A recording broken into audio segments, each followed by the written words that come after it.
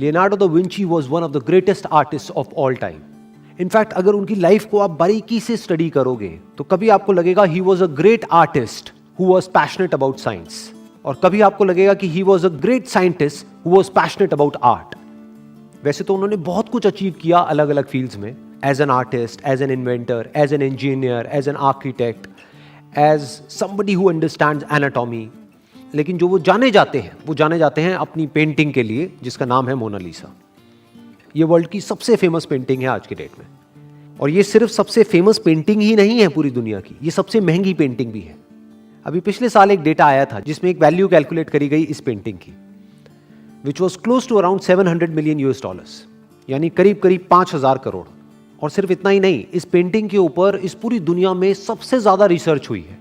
और अभी कुछ साल पहले एक रिसर्च हुई थी जिसमें पता लगा कि इस पेंटिंग में कई कई जगह पर 30 से भी ज्यादा लेयर्स का यूज किया गया है। जो फेस है और जो हैंड्स है उसके ऊपर कई जगह पर जो ब्रश यूज हुआ है इस पेंटिंग को बनाने के लिए, वो इतना पतला है ऑलमोस्ट जितना कि हमारा एक बाल पतला होता है। यानी कि हमको उसमें ब्रश के जो स्ट्रोक्स हैं वो भी नजर नहीं आएंगे, इतने फाइन यूज करे गए हैं। शायद यही वजह रही कि उस पेंटिंग को बनने में कई साल लगे। ये पेंटिंग अपने आप में बहुत ही मिस्टीरियस है और वो मिस्ट्रीज आज तक भी कोई सॉल्व नहीं कर पाया है। अलग अलग व्यूज हैं, अलग अलग लोगों के, अलग अलग रिसर्चर्स के, अलग अलग स्कॉलर्स के, अलग अलग व्यूज हैं। लेकिन अगर आप मेरे स्टैंड पॉइंट से देखें तो एज अ फोटोग्राफर जब मैं इस पेंटिंग को देखता हूं तो इसमें एक खास बात है, इसमें जो ट्रांजिशन है लाइट से शेडो की तरफ वो बहुत ही स्मूथ है। इसमें कहीं पर भी हमको कोई बाउंड्रीज देखने को नहीं मिलेगी, कोई एजेस नहीं मिलेंगे जो उस टाइम पे पेंटिंग में नॉर्म हुआ करते थे। इनफैक्ट उन्होंने सारे नॉर्म्स तोड़ दिए। इससे पहले जो पेंटिंग्स चलती थी वो बहुत ही स्टिफ होती थी और साइड प्रोफाइल होती थी, यानी कि इस तरीके से पेंटिंग किया करते थे। तो पहली बार एक ऐसी पेंटिंग उन्होंने बनाई which was not just front profile, बल्कि जिसमें बैकग्राउंड को ब्लर किया गया। आज आप सबके स्मार्टफोन्स में एक पोर्ट्रेट मोड होगा जिसमें अगर आप ध्यान से ऑब्जर्व करेंगे तो फोरग्राउंड पे फोकस होता है और बैकग्राउंड ब्लर हो जाता है। इसकी वजह से जो सब्जेक्ट होता है वो और ज्यादा अच्छे से हाईलाइट हो पाता है। इस टेक्निक को पहली बार यूज किया गया था इस पेंटिंग में।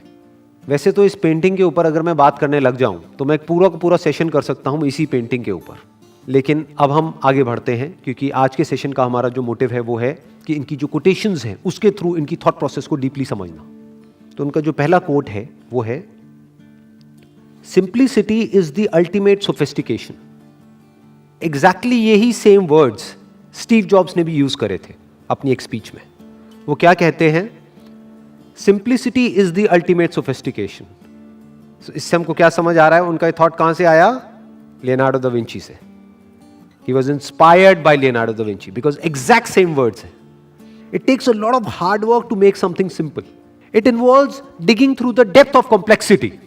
देखो ध्यान से समझो, जो ये एक्सट्रीमली कॉम्प्लेक्स लाइफ है, अगर हमको उसको एक कैनवस पे उतारना है, चाहे वहां से इंस्पिरेशन लेकर के कोई प्रोडक्ट बनाना है, दोनों ही केस में ज्यादा जरूरी ये नहीं है कि आप क्या करने वाले हो, क्योंकि करने के लिए तो बहुत कुछ है। इंपॉर्टेंट क्या है कि क्या छोड़ा जाए, क्या उस आर्ट फॉर्म के लिए इसेंशियल नहीं है। जैसे दा विंची ने क्या किया, बैकग्राउंड को ब्लर कर दिया। क्यों? क्योंकि background was not essential for that particular painting. This is art. Same वही जो स्टीव जॉब्स ने अलग तरीके से अपने प्रोडक्ट में किया, मैक में किया। जो भी नॉन एसेंशियल बटन्स थे उनको हटाते चले गए। धीरे धीरे आप देखोगे जहां से मैक शुरू हुआ था और आज जहां पर मैक है या एप्पल आईफोन है, वो सिंप्लिसिटी की तरफ बढ़ रहा है, ना कि कॉम्प्लेक्सिटी की तरफ। इनफैक्ट एक वर्ड में स्टीव जॉब्स की फिलॉसफी को अगर डिफाइन किया जाए, that is to keep things simple. बल्कि ये कहना गलत होगा टू कीप थिंग्स सिंपल, आप कह सकते हो to make things simple which are extremely complex at the back end. कि वो एक्चुअल में बहुत ही कॉम्प्लेक्स है, लेकिन बाहर से देखने में लगे तो बहुत ही सिंपल है, कि इसको तो कोई बच्चा भी ऑपरेट कर सकता है। ये अपने आप में टफ टास्क होता है। इसको अचीव करने के लिए, यानी कि इस सिंप्लिसिटी को अचीव करने के लिए, you need to have a great deal of intelligence. जैसे बहुत सारे लोग हैं, so called philosophers, so called thinkers, अगर उनको आप सुनोगे, ध्यान से डीपली सुनोगे, तो आपको समझ आएगा कि जैसे जैसे वो आगे बढ़ेंगे उनकी थिंकिंग कॉम्प्लेक्स होती चली जाएगी। तो इसका मतलब क्या है कि उनको समझ ही नहीं आया है कि वो बोल क्या रहे हैं। इसी कोट से एक और कोट जुड़ा हुआ है एल्बर्ट आइंस्टाइन का। और मजे की बात क्या है कि मैंने इन तीनों के ऊपर सेशंस करे हैं। सबसे पहला सेशन आया था एल्बर्ट आइंस्टाइन पे, उसके बाद आया स्टीव जॉब्स पे, अब आ रहा है लियोनार्डो दा विंची पे। और तीनों एक ही बात कह रहे हैं, मतलब तीनों जीनियस में हमको एक बात कॉमन नजर आ रही है, दैट इज सिंप्लिसिटी। ये एक ऐसा धागा है जिसने इन तीनों को जोड़ा हुआ है। तो एल्बर्ट आइंस्टाइन क्या कहते हैं, वो भी यही बात कह रहे हैं, थोड़ा अलग तरीके से कह रहे हैं। If you can't explain it simply you don't understand it well enough. यही लाइफ का सबसे बड़ा चैलेंज है कि कॉम्प्लिकेटेड लाइफ को, या लाइफ की जो कॉम्प्लेक्सिटीज हैं उसको सिंपल कैसे किया जाए। और आप सिंपल तरीके से कॉम्प्लिकेटेड चीजों को तभी समझा सकते हो जब आप उसकी कॉम्प्लेक्सिटीज की डेप्थ में गए हो, जब आपने डीपली एक एक करके उसकी सारी लेयर्स को हटा लिया है, तब आप समझा सकते हो। अगर आप खुद डीप में नहीं गए हो और फिर अगर आप किसी भी टॉपिक के बारे में समझा रहे हो तो आपकी जो एक्सप्लेनेशन है that's bound to be complex, क्योंकि आपको खुद ही नहीं समझ आया, आप किसी और को क्या समझाओगे। ऊपर से अगर किसी ने आपसे कोई क्वेश्चन पूछ लिया तो चीजें और कॉम्प्लिकेटेड होती चली जाएंगी, क्योंकि आपको कुछ समझ ही नहीं आया कि आप बोल क्या रहे हो।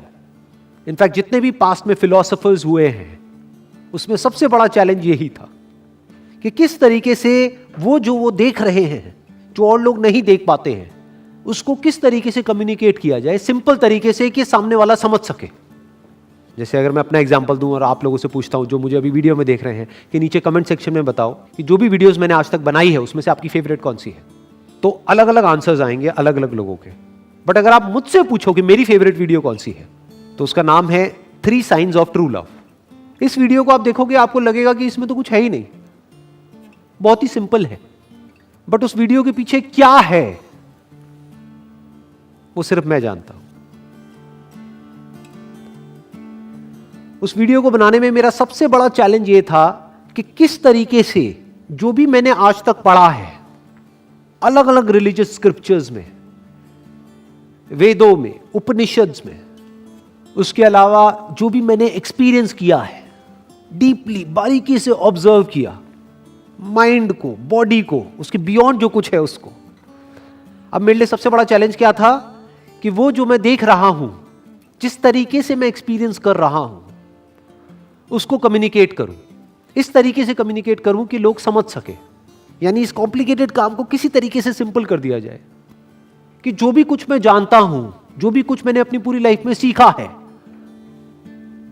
जो भी एक कनेक्शन है बॉडी और माइंड और उसके बियॉन्ड जो कुछ है उसके बीच में, उस कनेक्शन को किस तरीके से एक्सप्रेस किया जाए कि अगर आने वाले 100 साल बाद, 200 साल बाद, 500 साल बाद कोई आदमी डीपली समझने की कोशिश करे कि जो वर्ड है लव, इसका एक्चुअल में मतलब क्या है, क्योंकि उससे ऊपर और कुछ नहीं है।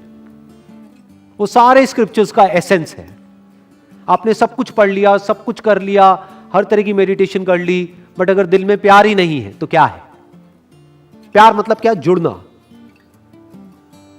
अगर आपकी नॉलेज आपको जोड़ देती है सबसे, लिविंग से, नॉन लिविंग से, इस पूरे यूनिवर्स से अगर जोड़ देती है, दैट इज लव। तो अब उस बात को कैसे एक्सप्रेस किया जाए? और उसके 3 अलग अलग स्टैंड पॉइंट्स हैं। ज्यादातर पास्ट में जिसने भी इस टॉपिक को अप्रोच किया है वो एक स्टैंड पॉइंट से अप्रोच किया है, बाकी सबको नेगेट कर दिया है। तो दैट इज नॉट कॉम्प्रिहेंसिव। ये वीडियो ऐसी है कि अगर उसकी एक एक लाइन को आप डीपली समझोगे तो आप कई महीने लगा सकते हो इस वीडियो को समझने में। और एक एक करके जैसे जैसे आप अपनी लेयर्स हटाते चले जाओगे, आपको इस वीडियो में जो भी मैंने कहा है उसकी लेयर्स हटती हुई नजर आएंगी। Next quote is, learn how to see, realize that everything connects to everything else। सीखो कि देखते कैसे हैं। देखना सिर्फ ये नहीं होता कि हमने आंखों को खोला और कुछ दिखा और हमने कहा कि हमने वो देखा, इसको देखना नहीं कहते हैं। ऐसे तो जानवर भी देखते हैं। एक्चुअल में देखो कि वहां पर क्या है। इस बात को सिर्फ थियोरेटिकली मत समझो, मेरे से सुन लिया या किसी से सुन लिया या दा विंची से सुन लिया और सुन करके कहा कि हाँ मुझे तो समझ आ गया जी, सब कुछ जुड़ा हुआ है। साइंस भी तो यही कहती है, everything is energy, energy is never created nor destroyed. तो मुझे समझ आ गया है, अब इसमें और आगे क्या समझना है? कुछ नहीं समझ आया है। ये सब सिर्फ वर्ड्स हैं जो हमारे यहां पर पड़े हुए हैं। इसको समझना नहीं कहते हैं, इसको देखना नहीं कहते हैं। बारीकी से इस सच को देखो, ऑब्जर्व करो अपनी ब्रेथ को, कि जिसको भी आप मैं कहते हो वो मैं किस पे टिका हुआ है? इसी ब्रेथ पे तो टिका हुआ है। ये ब्रेथ किस पे टिकी हुई है? क्या इस ब्रेथ पे आप कब्जा कर सकते हो? क्या कह सकते हो कि ये ब्रेथ मेरी है? तो आप में आपका है क्या? इस सच को देखो। यानी ये जो बात कह रहे हैं, अगर इसको मेरे को अपने वर्ड्स में एक्सप्रेस करना हो तो मैं क्या कहूंगा? तुझ में ना कुछ तेरा है, मुझ में ना कुछ मेरा है। जो भी कुछ मुझ में है वो तेरा है, और जो भी कुछ तुझ में है वो मेरा है। लेकिन सच क्या है कि ना कुछ मेरा है ना तेरा है।